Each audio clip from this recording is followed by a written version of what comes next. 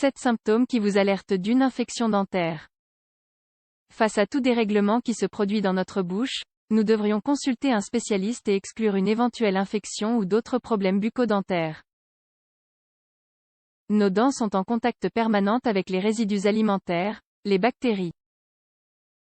Bien que la pratique quotidienne de l'hygiène bucco-dentaire aide à les garder propres et saines, une infection dentaire peut parfois survenir en raison de facteurs qui nous échappent. Ces infections peuvent être légères ou sévères. Dans certains cas, elles peuvent même compromettre la santé globale du corps. La chose la plus inquiétante est que, si elles sont laissées longtemps sans soin, elles peuvent conduire à de graves maux et la perte totale des dents. C'est pourquoi il est essentiel d'en connaître les symptômes et surtout de consulter un professionnel lorsqu'un problème sérieux est identifié. Soyez attentifs. 1. Mauvaise haleine résultant d'une infection dentaire.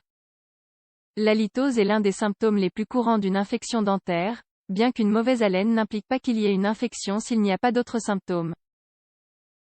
Selon une publication du Journal of Natural Science, Biology and Medicine, la mauvaise haleine résulte d'une prolifération excessive de bactéries, en particulier dans les zones où la brosse n'élimine pas complètement les résidus. Elle est habituellement maîtrisée avec des produits d'hygiène bucco-dentaire, mais elle revient constamment jusqu'à ce que l'infection soit éliminée. La mauvaise haleine peut indiquer une gingivite, une carie dentaire, des abcès dentaires, du tartre bactérien, des modifications de la salive, détérioration de l'émail des dents. Lorsqu'une infection dentaire se produit, les bactéries dans la bouche produisent de l'acide qui finit par affecter l'émail qui protège les dents. Les aliments qui augmentent la présence de ces bactéries sont des glucides fermentescibles, comme le sucre. La prolifération des bactéries productrices d'acide apparaît dans les zones où s'accumulent les résidus des aliments que nous mangeons. Ces zones sont faciles à identifier par leur texture rugueuse et leur aspect jaunâtre. Nous pouvons garder cette plaque sous contrôle avec une bonne hygiène, une consommation limitée de sucre, en laissant la salive réguler le pH de la bouche lorsque nous ne mangeons pas. Cela signifie manger moins souvent ou ne pas grignoter entre les repas. 3. Douleur à la mâchoire et aux dents. Les infections sont généralement liées à l'accumulation de plaques bactériennes. Une sensation constante ou intermittente de douleur dans la mâchoire et les dents peut alerter sur le développement de maladies parodontales ou d'une infection des dents. Le symptôme doit être évalué par un dentiste, car il peut résulter de différentes affections ou blessures bucco-dentaires. 4. Gencives saignantes. Les gencives saignantes apparaissent habituellement lorsqu'il y a un type de lésion ou d'infection impliquant les tissus. Il est courant de les remarquer lorsqu'on utilise une brosse à dents ou un fil dentaire. Parfois, on peut même les remarquer en mangeant certains aliments. Selon une publication du National Center for Biotechnology Information, sa cause la plus fréquente est la gingivite, qui à son tour résulte largement de la croissance de la plaque bactérienne. 5. Gonflement et rougeur. L'infection parodontale et même la carie dentaire provoquent une inflammation et une rougeur des gencives, presque toujours accompagnée de douleur. Traiter le problème à temps est essentiel pour éviter les complications. Si vos gencives deviennent enflées, rouges et douloureuses, consultez un dentiste dès que possible. 6. Dents lâches.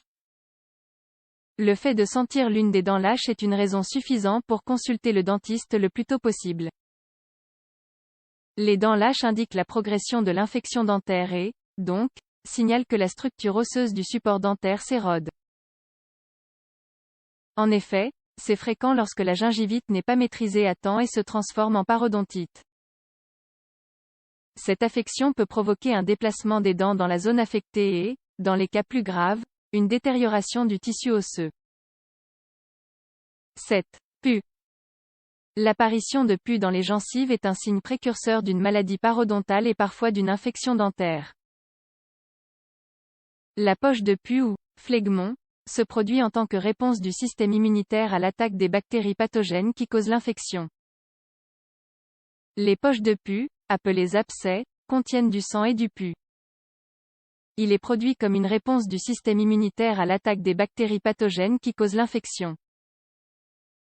Au début, de petites boules, appelées abcès peuvent être produites, qui contiennent du sang et du pus.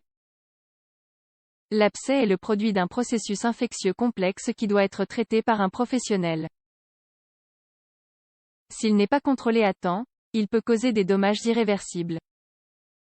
L'infection peut entraîner la destruction de l'os alvéolaire, c'est-à-dire la zone de la mâchoire qui soutient les dents. Important. Si vous pensez avoir une infection dentaire, consultez un professionnel dès que possible pour éviter les complications. Les abcès dentaires non traités peuvent provoquer la propagation de l'infection à d'autres parties du corps. Il est essentiel d'arrêter l'infection à temps avec un traitement adéquat afin que cela ne se produise pas. Pour réduire le risque d'infection dentaire, il est essentiel de maintenir une bonne hygiène bucco-dentaire et, en outre, de consulter régulièrement le dentiste.